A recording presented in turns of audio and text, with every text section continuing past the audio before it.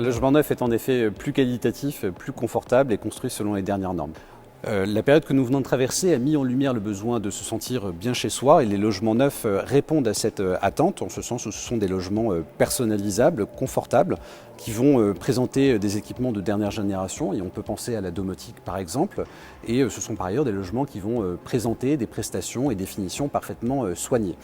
Les logements neufs comportent également des éléments extérieurs privatifs, des balcons, des terrasses ou des éléments extérieurs partagés. On peut penser à des jardins potagers partagés, à des rooftops, à des piscines qui sont finalement autant d'éléments qui permettent le mieux vivre ensemble.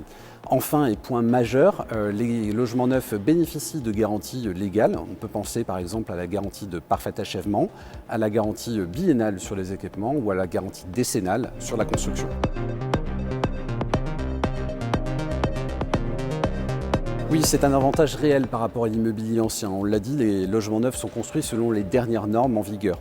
Les logements neufs sont aujourd'hui, pour leur très grande majorité, permettent l'accessibilité aux personnes à mobilité réduite. En termes d'isolation phonique ou acoustique, là aussi les progrès sont majeurs par rapport à l'ancien.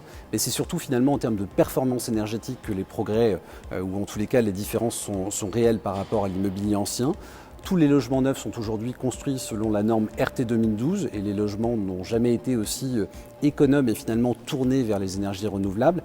Et la prochaine réglementation thermique, la RT 2020, qui entrera en vigueur en 2021, sera un vrai changement de paradigme puisque les logements neufs devront à ce moment-là émettre plus d'énergie qu'ils n'en consomment et on parle alors de bâtiments passifs.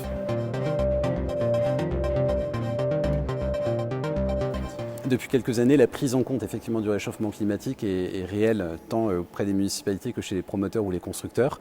Je dirais la réponse, elle tient en deux volets. D'abord le mode de construction, et on voit qu'un certain nombre de promoteurs se sont orientés vers la construction bois, puisque le bois est finalement un piège à CO2, il capte le CO2 là où les constructions classiques le rejettent. Le deuxième volet, c'est la végétalisation.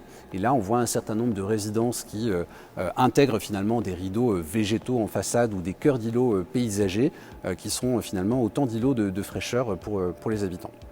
C'est une démarche à laquelle nous sommes très attentifs chez Angle Neuf et d'ailleurs on travaille avec un promoteur qui s'appelle Woodéum qui a une gamme orientée spécifiquement sur le bois et c'est l'un de nos critères de labellisation, effectivement la performance énergétique et la prise en compte de l'environnement, c'est quelque chose à laquelle nous sommes très attentifs.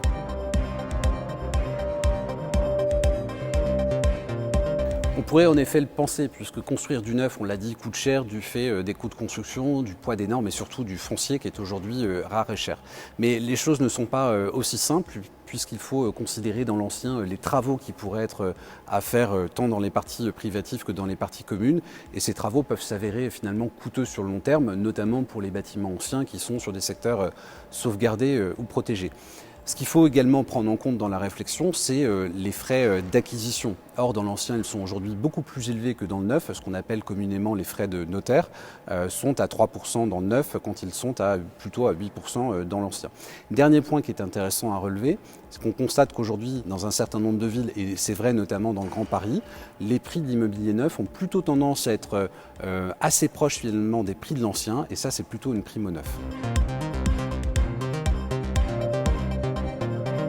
Même si c'est loin d'être notre credo, en effet, l'immobilier neuf bénéficie d'un certain nombre d'incitations fiscales ou financières.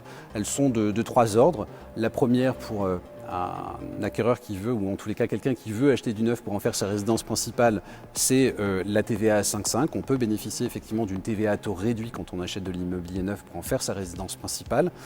Un primo-accédant peut, lui, bénéficier du prêt à taux zéro, sous réserve d'éligibilité, de conditions et en fonction de la zone dans laquelle il achète. Un investisseur pourra, lui, bénéficier du dispositif Pinel, qui est un dispositif de réduction d'impôt qui permet effectivement de financer une partie de son acquisition par la réduction d'impôt. Dernier point, et non des moindres, dans le contexte actuel, les taux de crédit restent particulièrement bas, ils le resteront probablement durablement. C'est un élément facilitateur sur le financement de l'immobilier. L'immobilier, c'est aussi finalement la seule part du patrimoine qu'on peut financer totalement à crédit, donc c'est un élément effectivement facilitateur.